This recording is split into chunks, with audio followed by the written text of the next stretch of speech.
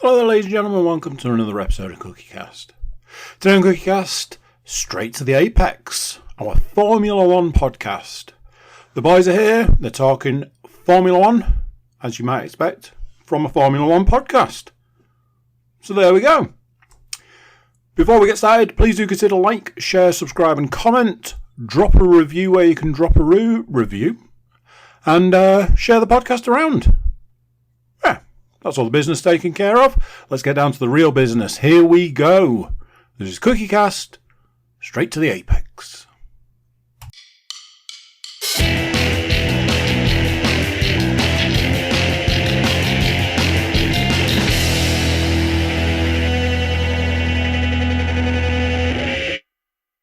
No, I don't know.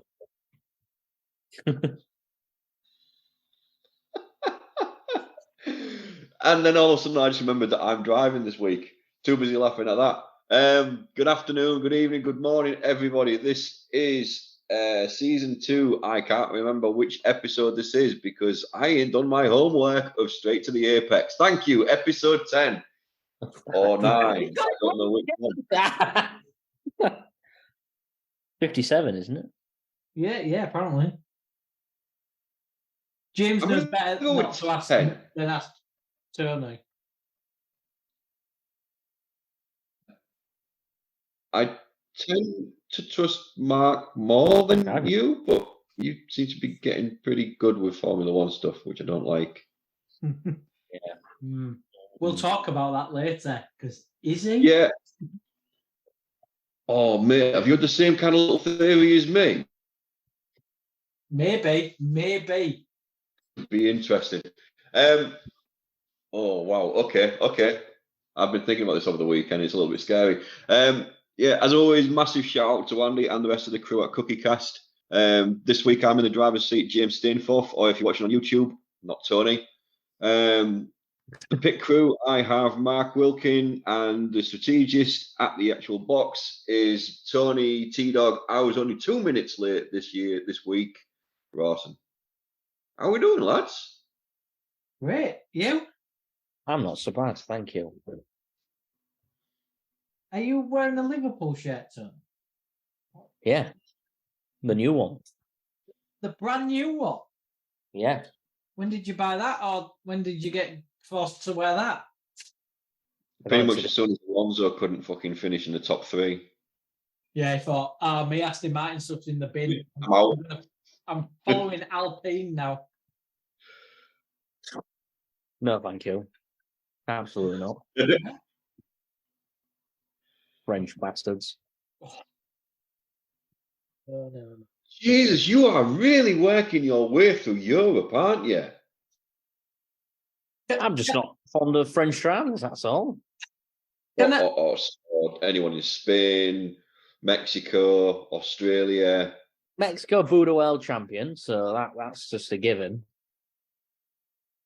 Portugal's all right. What did I say bad about Portugal? Well, you haven't upset him yet, but there's no Portuguese drivers, so plenty of time yet. I don't think I pissed anyone else off. You can. It's you. I mean, you piss your wife off daily, hourly. I'm going to say Beth's just on the other side of that little like straight to the apex background that you've got there, just writing a list out right now, Tony.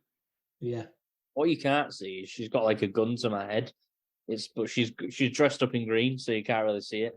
She doesn't need a gun. She's got 2 fists. Yeah. Yeah, I imagine Beth could just look at you and say bang, and your head would just explode like JFK kind of thing. You know, that kind of sheer anger, she can will it to happen.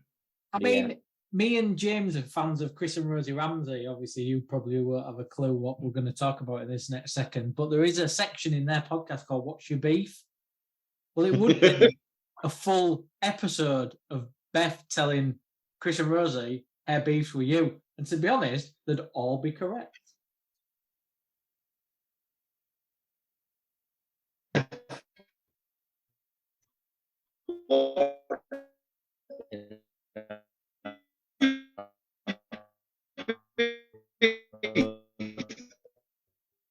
Oh, I've lost you both.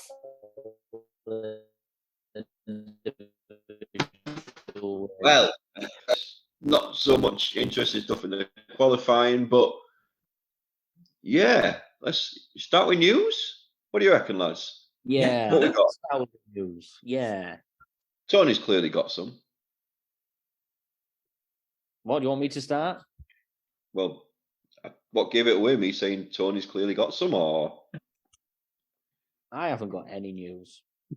You have? Wow. I've got no news. James, let's start with and news. that was episode 10 of Straight to the Apex. We will see you next time. Next week. I've got a few things. Go for it. Hamilton contract talks apparently happened this week. So I think Ooh, I ain't heard about this. Yeah, apparently Monday, him and Toto were getting together. So I believe a deal is probably imminent. Alfa Romeo, James Key has taken over the technical director role, replacing Jan Monahu, something like that.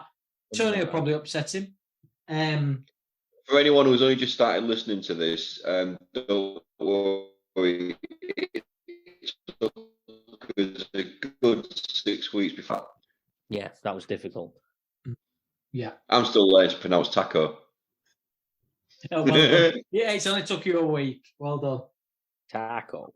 Yeah, that's all. I mean, I've got a couple of questions for you both, but if you've got any news, James. Christian Horner has actually turned around and said, I nearly said Red Bull then, Mercedes have made some massive steps and will now start pushing for competition. Will they? He's actually paid a compliment. Is he? I know. As Mark, you keep freezing at great points. Yeah, so do you guys, but the connection's not really good tonight, is it? I think he's full of Christian Horner, full of shit. We all know he's that. lying because Max had so much pace in hand. He's absolutely Billy bullshitting us all again. But he is make a compliment, so he must be joking. It must be April's Fool's Day somewhere. He just hasn't found anything to accuse him of yet. No, not yet. He's probably looking at the canteen and thinking, oh, they must be pushing the budget in the canteen to try and, yeah. He's happy as a pig in shit, isn't he? Yeah. What other phrases are out there? They're so far in front on every level that it's like the cat that got the cream. I don't know. Maybe he is genuinely happy. We've said probably on every episode at some point that he is the disgruntled ex. That, massively annoyed with them and all that kind of stuff. He opens his locker at work and it's just pictures of Mercedes and Toto and Lewis Hamilton in there and stuff like that. I'm talking like full-blown kind of stalkering bodyguard thing when he opens his locker and it's all pictures of Whitney Houston. He's that obsessed. I think he doesn't see any other competition but with Mercedes.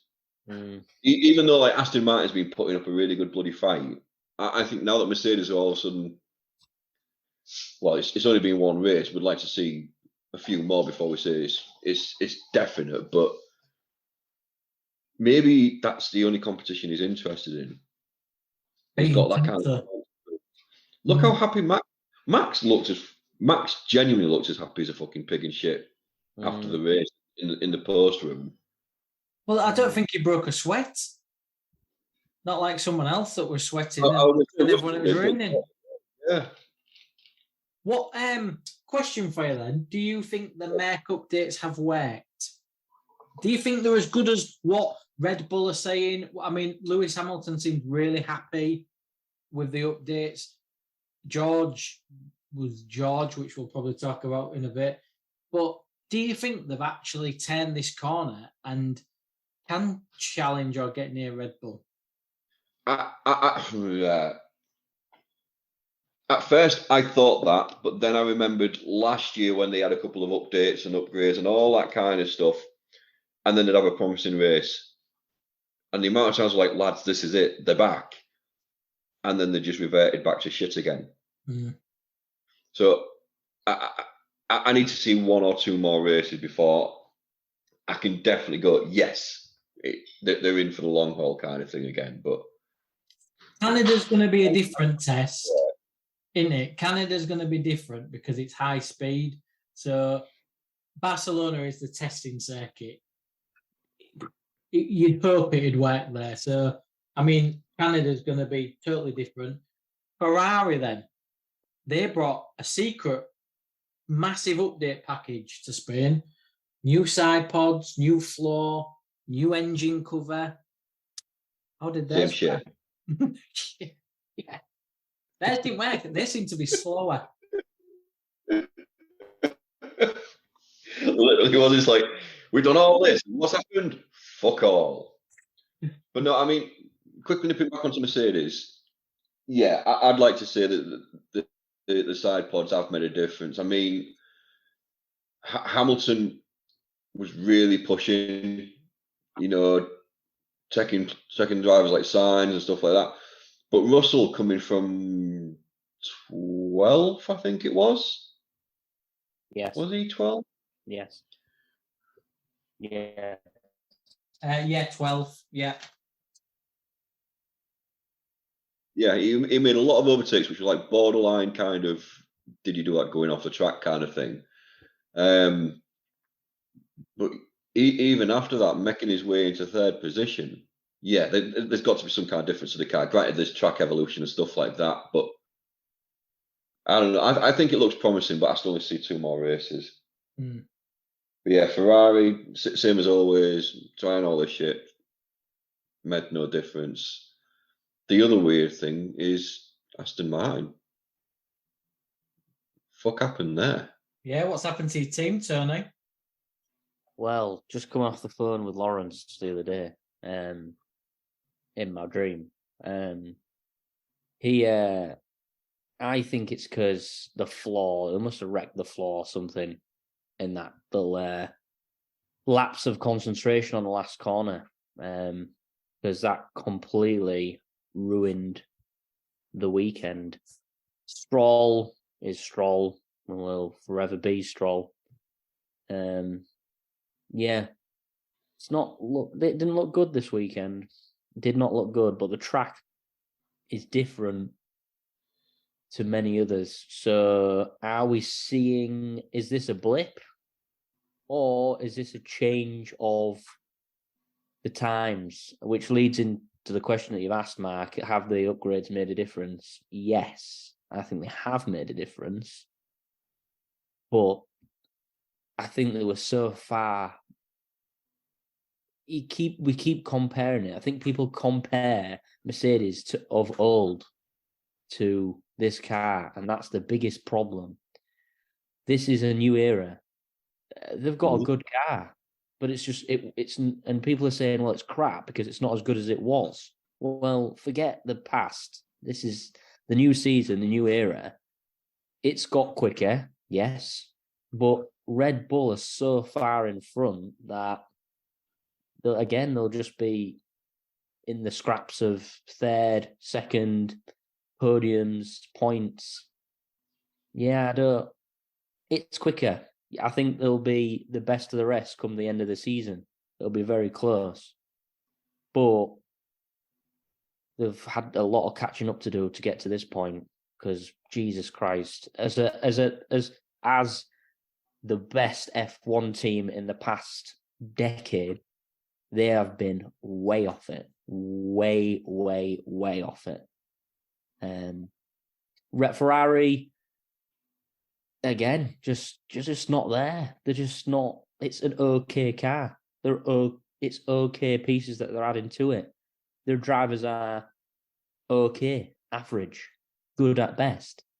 Their decisions in their team, in their strategy, are dubious all the time.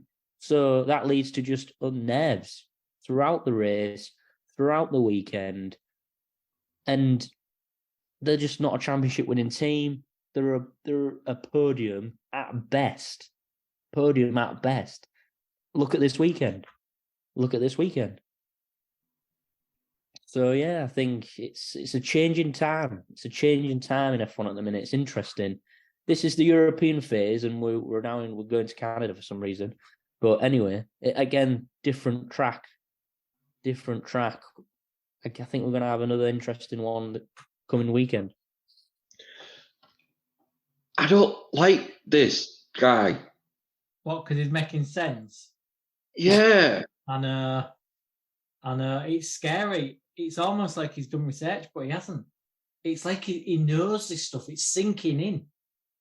It's like it's not Tony. It's Adam. We've said it before. It's Adam. I had a serious thought about it. We haven't heard anything from Adam since the last season of Straight to the Apex. We haven't seen him. We haven't read any messages or anything else like that. And when we ask Tony, right out from Adam, or is he going to join in? All we get from Tony is this kind of, no, he's not coming on this week. And all of a sudden, Tony knows a hell of a lot about Formula One and makes sense every week. It's not a big jump to think that Beth has probably killed Tony. Probably. So this is Adam stepping in. Beth feels a bit guilty that she's killed John's big brother. But, we all know that he had it coming. So this is Adam. This is a very good point. John never liked Tony. Now he likes him. I still remember when, John was a little baby and Tony went to go give him a fist bump. Hiding. And John just left him hanging. And he was always the same. But all of a sudden, he really likes Tony. Tony. And calls him big brother and all this kind of stuff. Yeah. Beth, we're on to you. We're on to you, Beth. Maybe it's just training from Beth. She's just slowly paying off. I mean, it's not working that well. You're wearing a Liverpool shirt. I know. We've all got our faults, so it's all right. We have. You're an FC fan and a Liverpool fan. You've got a couple of them. I'm not an FC fan. Not an FC fan. For the record, not an FC fan. You still on my phone as Tony FC fan. I know, FC fan. It's still on my phone as that as well. But Ferrari, like Leclerc all weekend was saying, there's something wrong with the car, and then in practice, I think Leclerc had the old update on and Sainz had the new one. And they were trying to test them against each other. It just seems like that Ferrari has took a step back because the way Russell and Hamilton passed Sainz, it was like nothing. Yeah, it was like GP2, as Alonso would say. Yeah, very strange. Their season was last season, and I said it, and they absolutely fucked it. And now everyone's caught up. And they're getting more pressure, more mistakes are happening. The car's not performing. And they don't. Even the drivers are starting to get frustrated. And we touched on what Sainz said about his contract last week in the last episode. And James said, "What's going on?" Well, I think this is what's going on. This is this building up of this. It's just. Who's running this department? Who's running this team? Because at the minute, they're nowhere near where they should be. And it's starting to really piss a lot of people off. So we've said this before. They've changed the team manager, four times in 6 years or something? Yeah, maybe. I know where you're going here. Yeah, carry on. Do you think it's not the team manager, it's not the team, they haven't got a lead driver or a strong enough driver? They've basically got two number 2 drivers. Is that fair to say? Yeah, I think you went down a different route, but yeah, I agree. I agree to a point. They've kind of gone with 2 be great drivers. I think for that to work, you either are a B team, just a B team, like an AlphaTauri, no offense, Haas, Alfa Romeo, Williams, or you're a very well drilled, organized, established team, and you've got a number one driver, and you can put two drivers similar in the car, and you can push them both and work off each other. At the minute, like I keep saying, that team behind the scenes is just at sea. Like there's just there's no one running it. There's no one. True. The only one that's running it is the board. You know, the ones that are throwing the money at it and stuff like that. And yeah, going back to the whole, I think it's a combination of they don't keep a principal for long enough, but they're not doing anything about the drivers. Principal you can only do what you can do with what you've got. Principal sat there, he's given a car, he's given his drivers, the team don't perform, get rid of the principal. I mean, they could have done that with Horner. When Mercedes, after Vettel went through his consecutive stint, and then Mercedes suddenly became dominant, they could have turned around to Christian at any point and just gone, there's the door, mate. Yeah. Don't let it out on the way out. But they didn't. They stuck with the guy. And he made changes in the background. He did this, he did that, the other. Granted, a lot of the stuff that I did, I don't generally agree with. Like, if the new driver doesn't perform that well or doesn't drive the same as Max, then he's out straight away. But at the same time, it's kind of what the principal has to do. And yeah, that is the main issue with the Ferrari, the team Ferrari anyway. It's the bigwigs throwing the money at it, and as soon as they're not happy with what they're getting, they just get rid of the principal. They don't look at what the actual issue could be. But do you think so? Fred Vasseur has obviously done well in Formula One. He's run teams, his former team well. Do you think so? Obviously, Sebastian Vettel's time at Ferrari is always deemed as a failure because he didn't win a championship. He come straight from his Red Bull 4 in a row. But he still challenged Lewis for a title. He still got wins every season he was there. Just ever since Vettel left, I don't think Charles Leclerc is a leader. He can't take that car and say, right, this is the problem with it. This is where we need to improve it. Engineers, that's what you need to do. They're almost too generic, the drivers. What's wrong with the car? I can't tell you. So that's why the car's not improving. Mercedes have got Lewis. Red Bull have got Adrian Newey. They don't need the drivers. They can plug anyone in. Ocon and Gasly. Ocon's always done well. Aston Martin are now doing well. They've got Fernando. They had Vettel last year building that car up. So is it a case of Ferrari have just got two wishy-washy drivers that actually they've got two seconds? Yeah, they're not people that can say, right, I can tell you what's wrong with that car right now. There's no front end. We need a back end. We need more downforce. We need this. Maybe the driver's just like, oh, well, the car's all right. And maybe that goes back to, like you said, it's run by the board and they're scared to say something like the car's an absolute bag of spanners. Everything's shit. Maybe they're too scared to say that, but maybe they're just not good enough.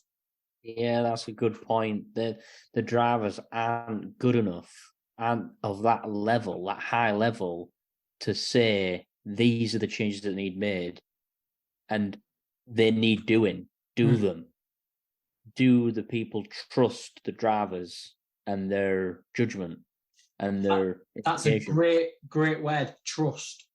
You're right. But then does the drivers trust the garage? I don't think they do. But going back to the board, is it something rotten at the core? Because again, like you both said, all the way the days back from Vettel, where have they been? Where have they been? I mean, I'm thinking back to like Rubens Barrichello and Michael Schumacher. That they were the Ferrari glory. What happened? Where did it all go wrong? It's happening again, and I can tell you for an absolute fact, we'll be having this conversation. We'll have again right towards the end of the season, and it won't just be us. It'll be every other news outlet and podcast as well. You'll see it now. Mark my words. Where's it gone wrong at Ferrari? What's happened at Ferrari? And it'll be the same conversation as we've had last season, the season before that, and probably the season before that as well. Yeah, probably. So yeah. when will it change? I don't know. I really don't know.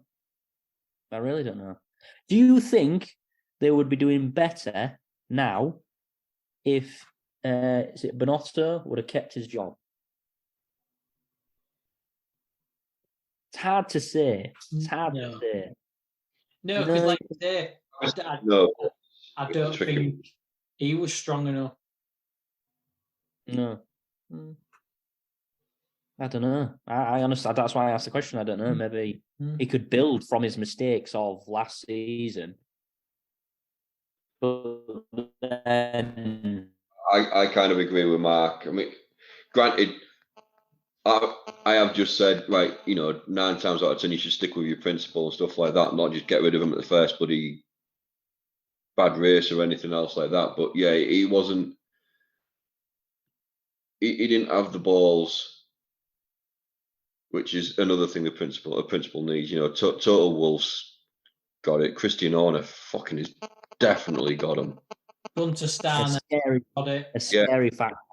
Gunter's got it. Fucking hell. Guy. I tell you what, Gunter would be good at Ferrari. Gunter would be good at Ferrari because I tell you what, he would clear the decks. Yeah, but I think he's a bit crazy, that guy. He's just a bit... Yeah, absolutely. He's off the wall, isn't he? He's not very Ferrari-like, is he? They're all, prim and proper. Well, that's what I see somebody like... I see at Ferrari? Like a Zach Brown. Like a prim and proper, ultra, like dark glasses type guy, like doesn't take any shit, like serious. And that's what I think they've got now, in a kind of way. Like no one will fuck around with this guy. Like, but he will, given time, I think he will get it right. But he's just got to be given time.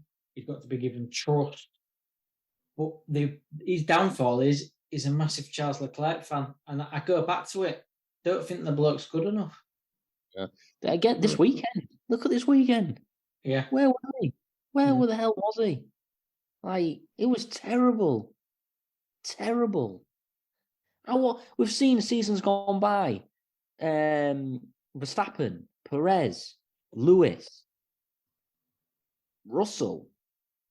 Cut through the field. Even Leclerc's done it once before. Where was he this weekend? No, he was just moaning about the car. I mean, it was just an issue all the time. He just couldn't get the. He was that far back. There was like, right, you know what? We might as well just do a complete overhaul of the car and just start from the pit. Well, they even said on commentary, didn't they? One of the engineers had said it was either that or the BBC podcast. And it was Mark Priestley, the former McLaren engineer. And he said, sometimes the driver comes back in and he's like, the car's broken. We check everything. It's not broken. And he still says the car's broken. So we change everything. And that's what Ferrari did. It was, there was like, right, he's saying the rear end's broken. He's starting near the back anyway. Let's just change everything. And he didn't really come through the field, did he? At all. It made no fucking difference. What they probably should have done was take the car inside, pull the curtain over it, bang a spanner on an empty can or something like that, and then come on. Fixed it for you, mate. It's all good now. And honestly, God, mate, do it all the time with fucking IT at work and stuff like that. The thing is, Jim. But you say to them, oh yeah, I fixed it. Even though you haven't done jack shit to it, and all of a sudden, he's 10 seconds faster. Best rule of IT, turn it off and turn it back on. The thing is, James, I think they've done that maybe 5 times last season, and twice already this season. So I'll go back to the word trust. Yeah. You know, Charles Leclerc's going to put his fucking gloves on in a minute and get under the car. He's doing a mechanics degree on the side because he thinks, I'll just do it myself. He's an apprentice mechanic. Fucking nuts.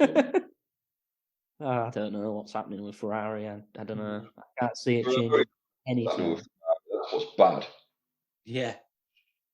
Yeah. All right, I reckon we'll take a quick break there, come back, hit qualifying, the race, and then predictions. What do you reckon, lads? I like the sounds of that. I just want to ask one question. Is Go Tony for it. going to have a rant about qualifying?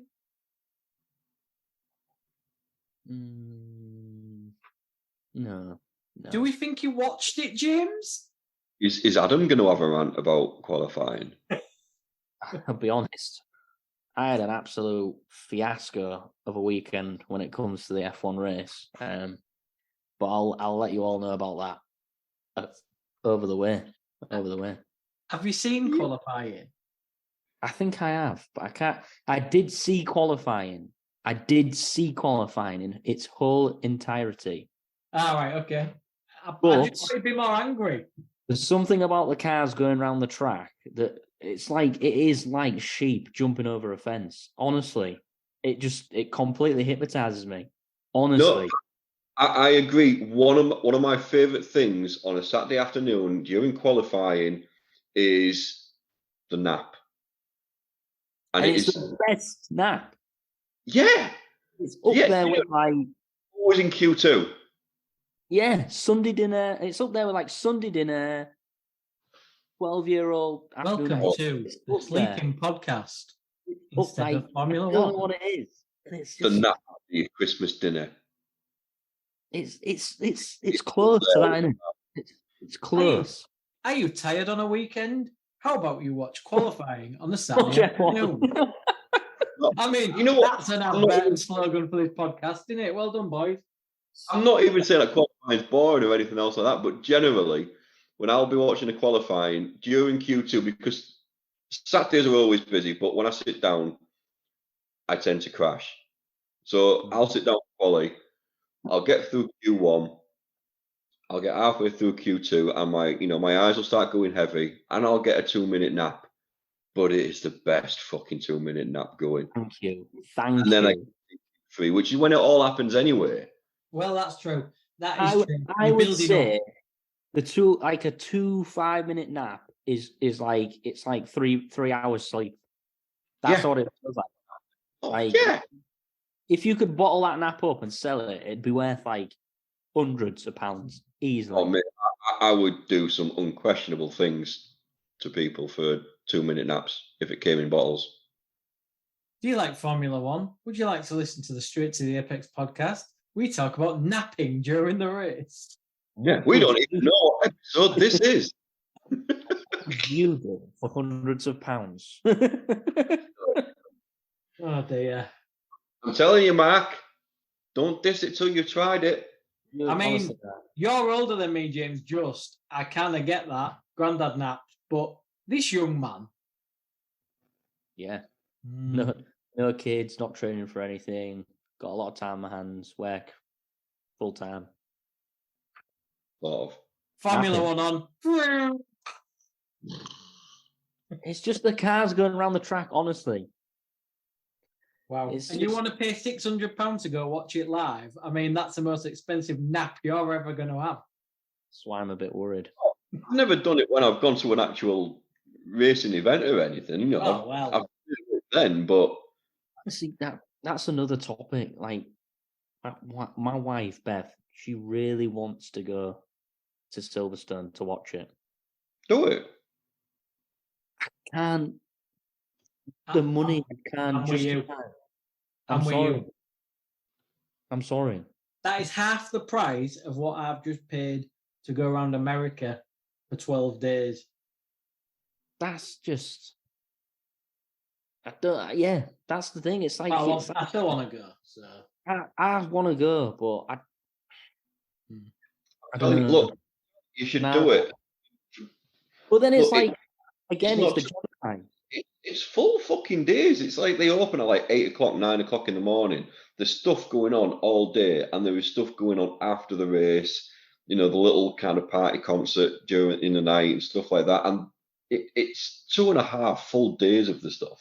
No, yeah, you do get a lot for your money, really. It's not just like a one-day event, is it? So. Oh, exactly. Yeah. You get the 3 days on practice day and qualifying day. You can sit wherever the hell you want. You only need to sit in your allocated seat on the race day itself. So yeah, I think it's not the worst. I'll sort it out. Yeah. But yeah, right. We will see you in part 2 of episode whatever the hell this is of season 2, Straight to the Apex. See you soon, Adam. Bye-bye. Hey, you. Yeah, you that's listening right now. Thanks very much for tuning into this episode of Straight to the Apex, the Formula One podcast from CookieCast. If you're enjoying this episode, why not like, share and subscribe? Whilst you're there, feel free to check out some of the other podcasts that CookieCast has to offer. If you like football, we've got a football podcast. NFL more your thing? Then the Laces Out podcast is for you. Maybe even a little bit of the wrestling. Just look for the Getting Over podcast on CookieCast. Maybe you want to listen to Andy's Darkest Timeline. It's there too. So, the F1 boys have probably got themselves a drink. It's time to get back to the action. We should have pressed record. I'm sorry. I was having a shit. Oh, we're recording. Damn. Welcome back to definitely episode 10 of season 2 of Straight to the Apex. Yes, I did very quickly consult my Spotify account to find that out, but who cares, because I ain't professional. No, that is professional. Tony wouldn't have done that thinking. Well done, James. No, but there's another thing that Tony wouldn't have done. Oh, okay. Which ties in with our little conspiracy theory here. Tony wouldn't have gone for a Tom Tit in the mid-episode break. Yeah, that's true. No, He would have done it live during the recording. Oh, you know me. Again. Yes, you're right. We do know Tony, don't we, Adam? I was going to change the tag, but I didn't have time. Oh, mate. all your birthday cards, Christmas presents, anything that I get you from now on is going to say Adam. Oh, God. I may even do like a video montage of me just stood there, just slowly pouring like a bottle of beer to the ground with like Boys to Men playing in the background as I'm paying my respects to Tony. Like a real thing. So hard to say goodbye to yesterday. Beautiful. Listening, Simon Cowell, you're a dick. Don't you sing? Yeah, but that wasn't me singing. That was just me being. That want him trying. Okay. All right. I know. I even did the two-fisted kind of 80s power ballad kind of thing. You know, there's always a power ballad fist, but if it's a really good one, it's the double fist. That's right, double fist. Double. Ooh. So yeah, Adam, Yeah. what were your thoughts on qualifying? Qualifying was Apart from the interesting. nap? It was action packed, I thought. It's actually becoming the better thing in the whole weekend. Qualifying. Because of the nap, right? Oh, of course. That as well. It's just, it's broken up. It's like everybody comes out, gives everything. The shit ones disappear. We go again. We shit. Then we Q2. The shit ones disappear. You nap. You go for a shit again, then you come back, and then it's like fucking the main event. Business end. The real action happens. So, what was your favourite part with qualifying in Spain? My favourite part was George Russell pulling in to the 8-time world champion Lewis Hamilton on the straight. That was absolute class. Absolute A grade George Russell. I've just passed my driving test. What is it? Signal maneuver, bang, straight into our Lewis. You just watched the highlights, didn't you? Was it his fault? Surely an engineer or somebody should have said, Lewis is coming up. Lewis is right behind you. Or a car is right behind you coming quickly. But even if you think of that, surely as an F1 racing driver, you would check your mirrors. Oh, I can see a car ahead of me. I'm going to pull left. Is there anybody behind me? Not just think, what a wally. But he's proven himself week after week now. He's proven himself. And I'm just so glad that everybody is now on the same level as me when it comes to George Russell. What do you guys think? What, just with that incident, or that incident, and then we'll jump back to quality.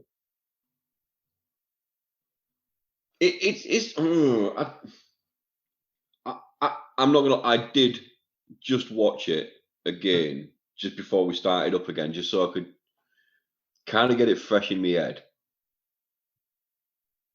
And it's awkward because they were next to each other, so they were both aware that the other one was there. And Russell did kind of back off, but I don't know. It just you know what? It's 6 of one and it's half a dozen of the other. Yeah, I can agree with that as well. Why was Lewis coming full whack, and then coming up like, surely his experience would have been like, there's a car in front of him. We're on the pit straight. I'm going very quick here. If he pulls left, I'm not going to have much room. So he kind of just kept going. But we've all done that. We've all gone. We've all seen a gap, haven't we? We've all seen a gap, gone for the gap. But by the time you get to the gap, there is no longer a gap, and it's carnage. Yeah, it's like, I'm going to do it. I'm going to make it. Yeah, I can squeeze between these two buses. Oh shit, no, I can't. Yeah, we've all done that. Yeah, I remember a time when I was on my bike, just taking you guys way back and the viewers as well. I remember coming at speed down a hill, and there was two guys on a bike, and I was thinking I'll just go right between them. And literally, as I literally got to the back of them, they'd gone together to talk to each other. So I literally just wrecked straight through them both. They fell off, I fell off. Blood everywhere. Wish we had a video of that.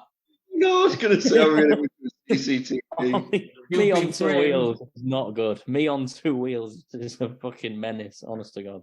But yeah, it can happen. It can happen. I agree with James. It was a bit 50-50. The team should have never put him in that position to be that close on track. I know George backed off to let someone through, but you can't be on that the same.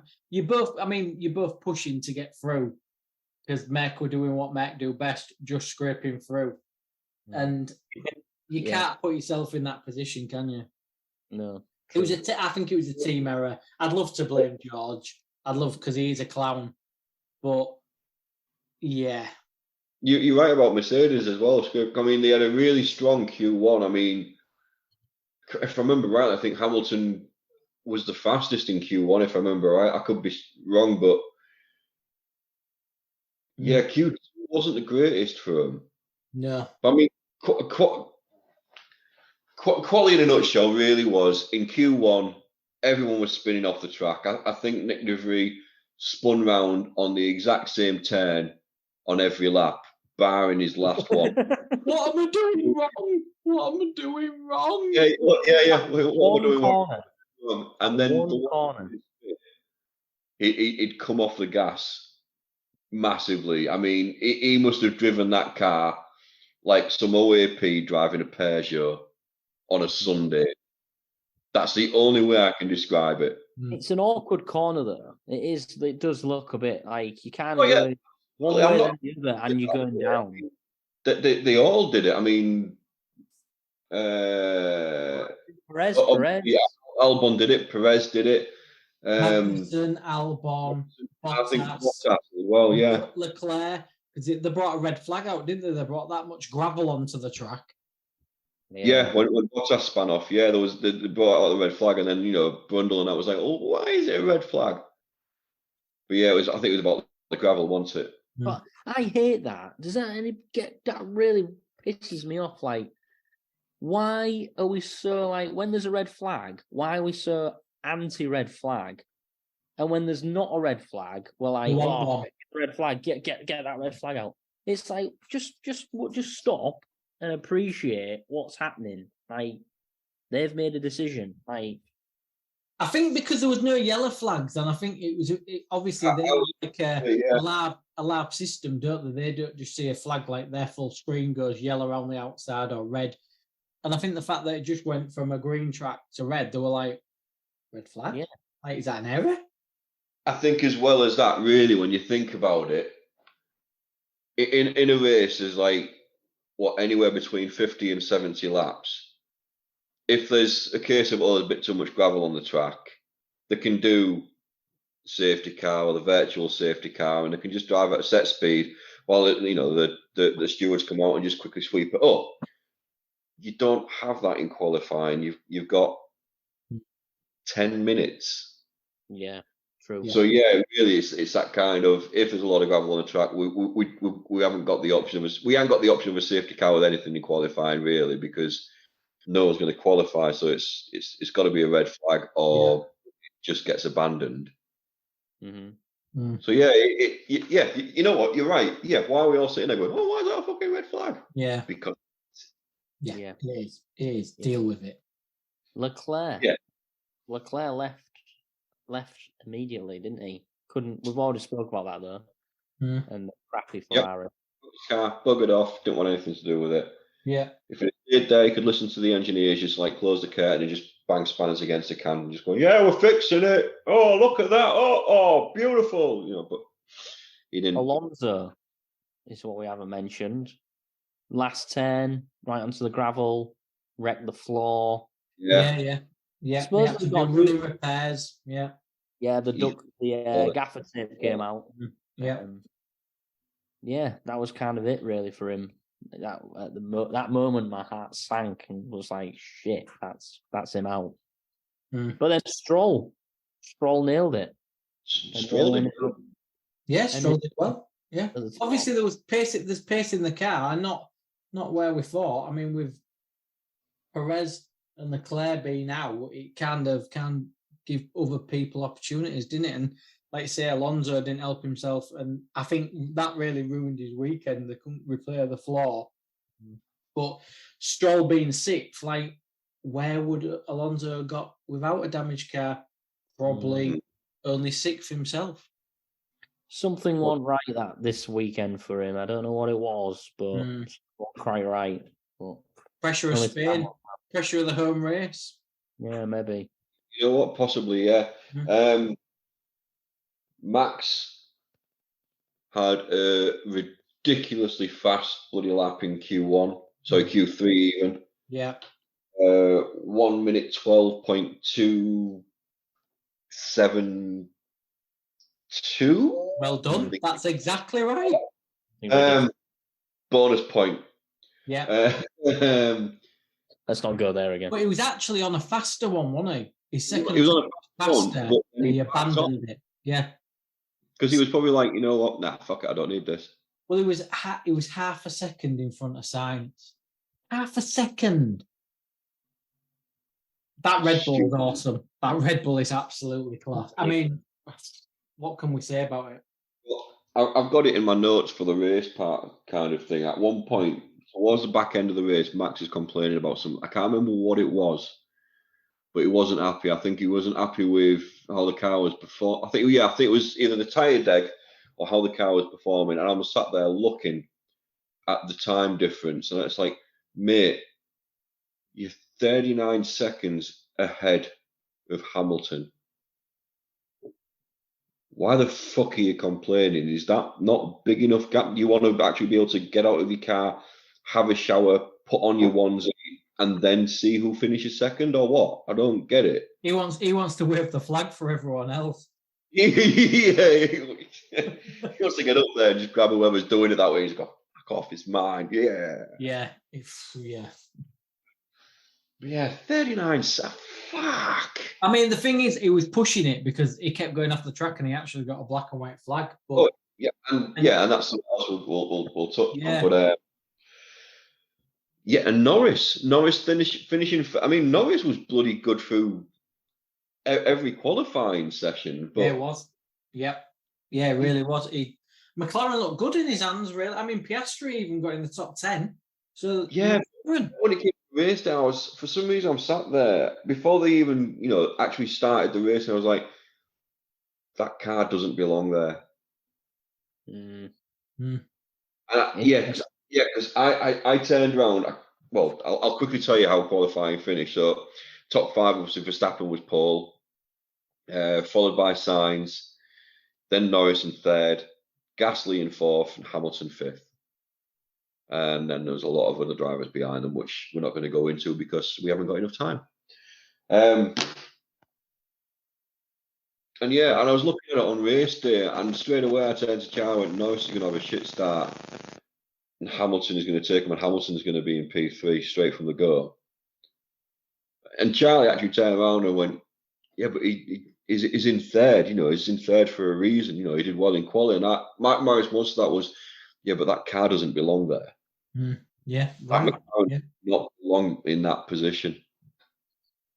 It's nothing to do with Norris, it's the car itself. Well, what happened, I think, was telling of his experience in the top 10, in the top 5, in the podium places, because he went for a gap that wasn't a gap and ended up right at the back again, where he's been for quite a long time. He was coming downhill. He saw 2 cyclists in front of him and thought, I can make that. Exactly. I don't think he saw. I don't think it was the gap. I think that obviously was it Sainz that was battling backs, then he slammed on. Lewis then backed off, and I think Norris just wasn't ready for it, and he was like, "Oh shit!" I mean, very lucky Lewis didn't get a puncher. Very lucky. Yeah, that was it. That little bit of a back off caused a bit of a chain reaction, and he cops it. Russell at the start, taking to the escape road and going from, was it 11th? 12th? We said he moved up because Gasly got a penalty. He went up to 7th and they was investigating him. I thought, he's cheated. He made 5 in that. He's cheated there. Like, how the hell has he got away with that? I don't know how he got away with that because they were investigating and nothing happened. It was a perfect accident as it was, and he had overtaken, I can't remember who it was, the last person he overtook. He'd overtaken them like a fraction of a second before he hit the escape road. Oh, really? Yeah, there was very little in it, but one of the key points that they raised was that he was avoiding an accident on the track.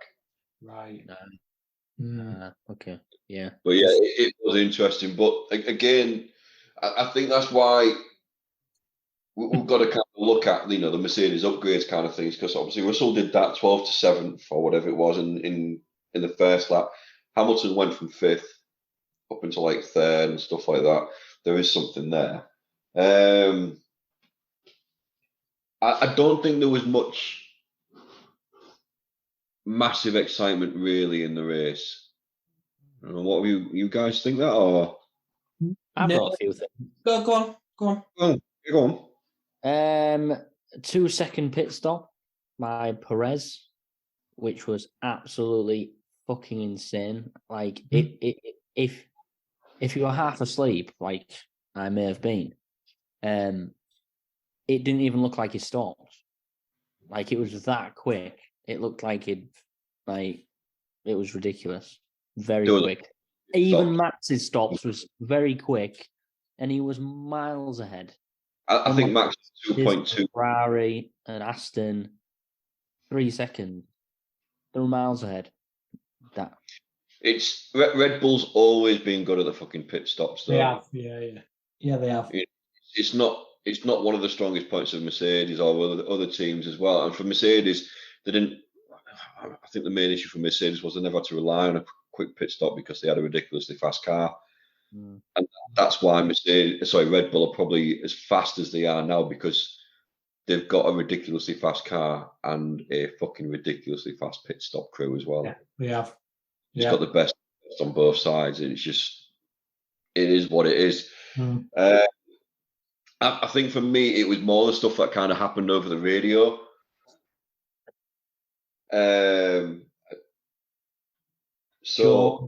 Russell. Yeah. Good. It's raining. Turn 5, there's rain. And then you don't hear fuck all else for about 10 minutes. And then Russell goes, does anyone else rain? Because it might just be sweat in my helmet. And his own radio man just went, yeah, I should show you a sweaty little pig. Because Christian Horner even put his hand out the back of his little thing, and he was like that, and I thought, oh, he's feeling for rain, right? We've got rain coming.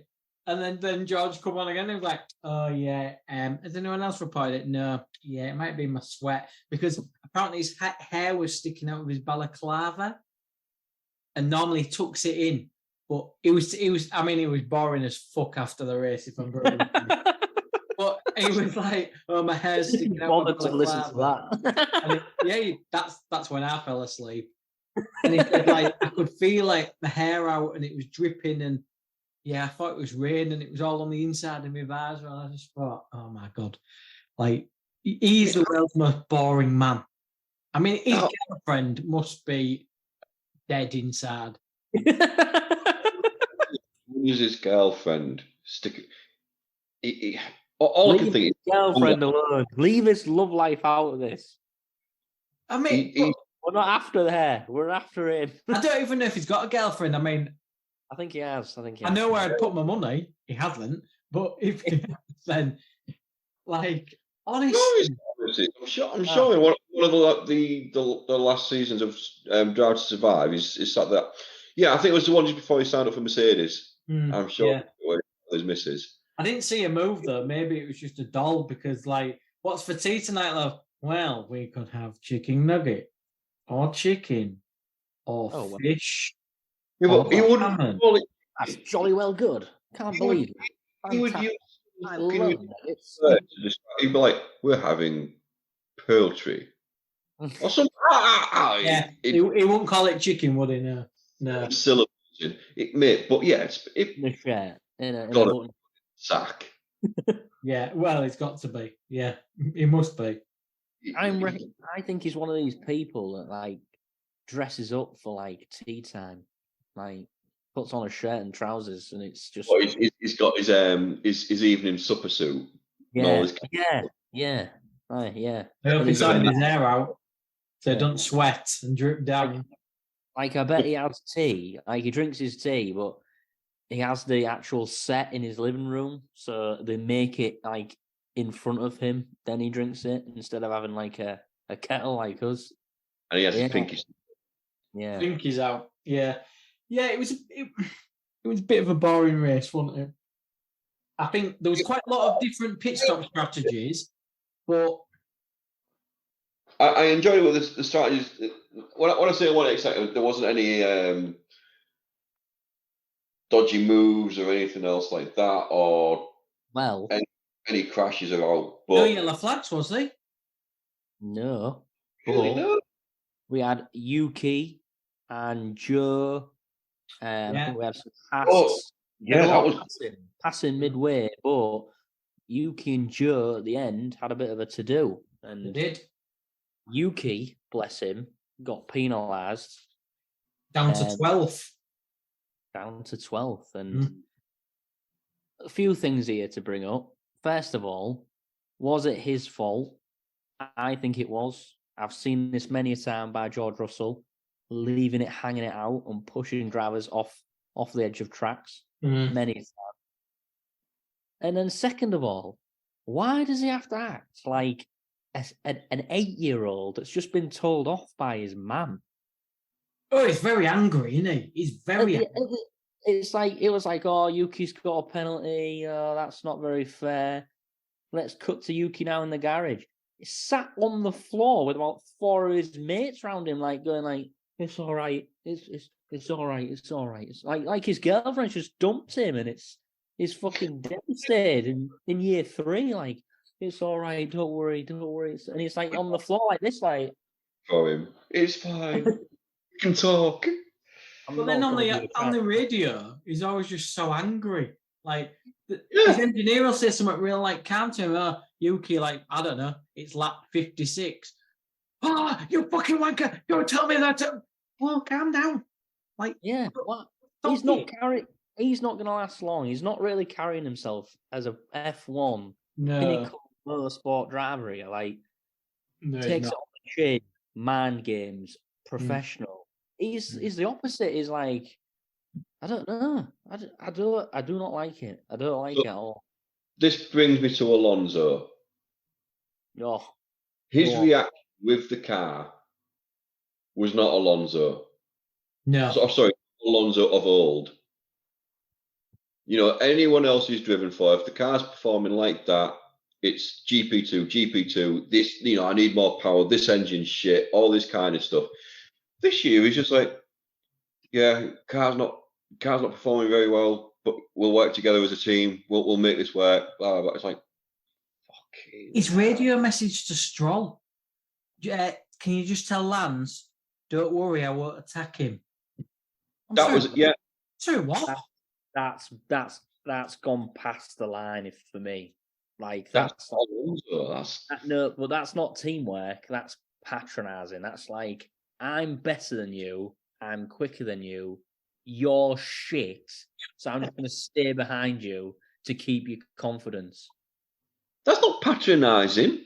It's fact.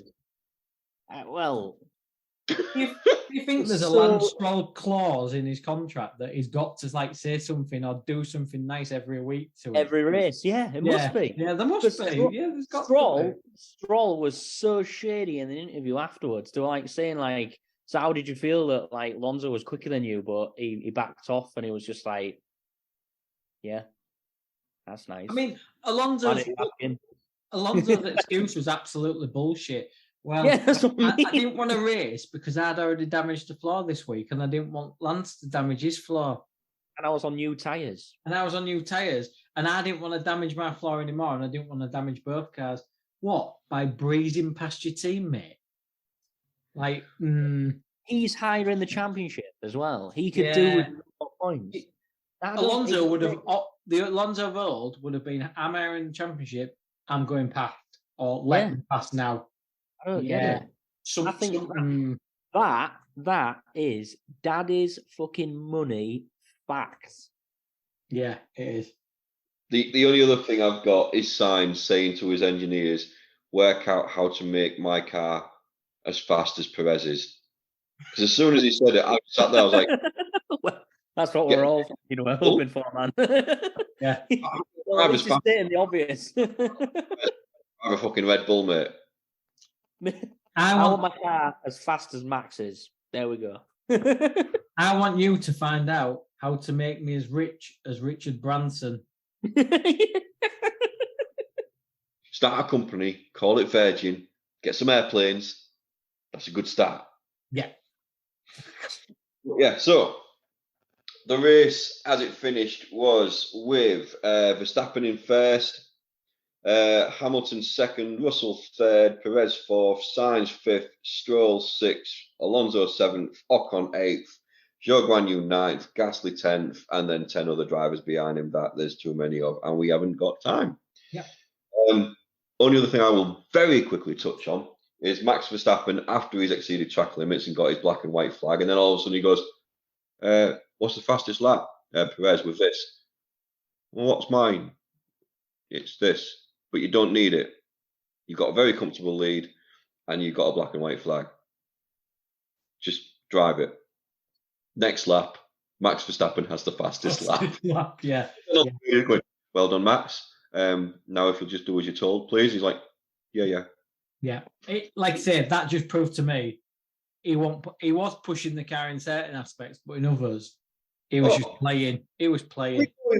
When they said to him, "You've exceeded track limits," and he went, "Where?" If you've exceeded track limits and you don't know, that is not your. And that you'd be like, "Really sorry, guys, wasn't aware of that." You wouldn't be like, "Really? Where? Oh, I didn't know that." Yeah, he was just playing. He was definitely just playing. So on the back of that, because of the Mercedes 1-2, Mercedes have now moved up to second place in the Constructors' Championship. I will just get standings for you now. So Max Verstappen on 170 points. I mean, the fuck. 117 points to Perez. Alonso 99. Hamilton on 87, closing that gap a little bit. Constructors 287 points to Red Bull, Mercedes with 152 points, Aston Martin 134 points, Ferrari with 100 points, and the next nearest to that is 60 points gap between Ferrari and Alpine. So, Canada. Tony, what will we do? We've only got 5 minutes left, so while you spend the next 5 minutes wasting your time trying to think of a prediction, we'll go through everybody else's. That's okay with me. So yeah, Canada's next. If I remember rightly, that is week 16th of June, something like that. I can't remember off the top of my head. 18th, I think. Is race day. 18th, yeah, week on Sunday. So, host goes first, yeah? Yeah. Yeah. I've only just put in my third place. I've been struggling with the third position. Max win. Yep. Hamilton second. Yep. I'm being positive with these side pods. Perez third. And I think it'll be a close one between him and Russell. What? Interesting. Max Alonso Perez. No. Max Hamilton. Lewis Perez. Lewis Perez. My God. Interesting. Marky Poos? This is really weird because I wrote my predictions down before the race. I have not spoke to you, but I have also gone for Max Lewis Perez. Wow. Nice. I was going to say something then, but... So just to quickly touch on the standings for predictions anyways. We all got Max for the win, and we didn't get second or third, any of us. So we are still 1 point between all of us. 18 to Mark, 19 to myself, 20 to Tony. I mean, Adam. You got your prediction yet, Tony, or should we go on to the girls? Yeah. Okay, good thinking. Yeah. Oh, girls. Charlie initially said Hulkenberg. So I then turned on and went, do you want some advice? Because she did say to me, I ain't going to do well with these predictions, am I? And when I explained because you refused to pick Max, doesn't help.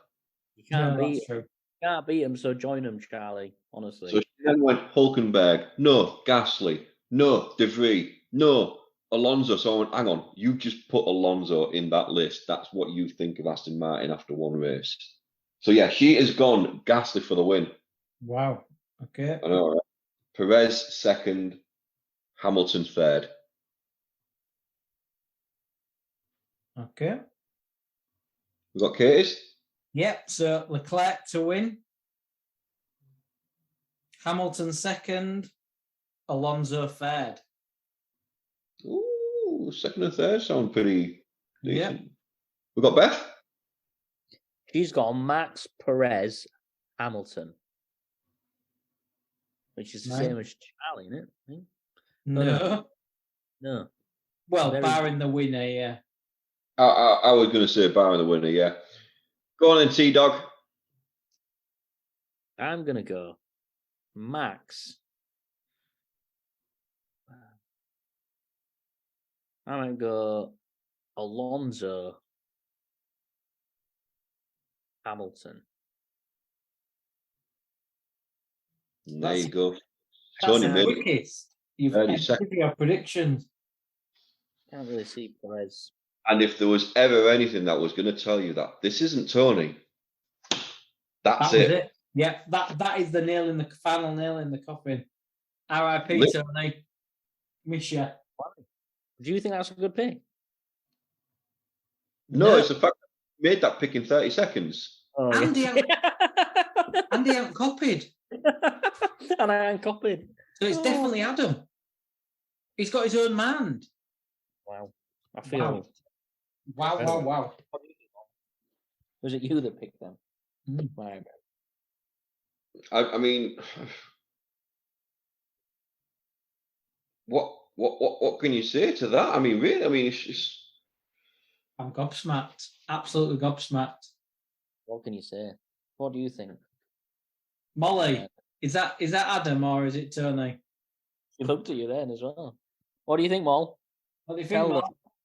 Tell them what you think. No, up here, look. It's up there. No, it's up here, look. It's here.